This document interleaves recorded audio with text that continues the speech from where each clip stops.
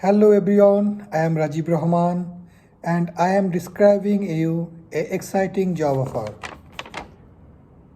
A renowned recycle factory, Tomoshoji company, is situated in Koshigaya city, Saitama, are looking for 2 full-time employees for their office work.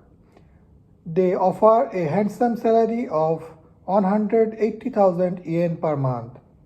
So, who has the ability of daily conversational level Japanese?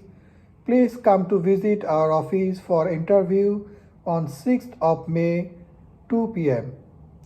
Our office is one of the biggest recruiting office in Japan and it's very near from JR Kanda station, only 5 minutes on foot. Every day we have job fair. So Monday, Wednesday and Friday 11 a.m.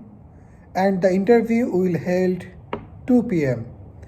Tuesday, Thursday, Saturday and Sunday 1 p.m. and the interview will held 4 p.m. Thank you very much. Bye bye.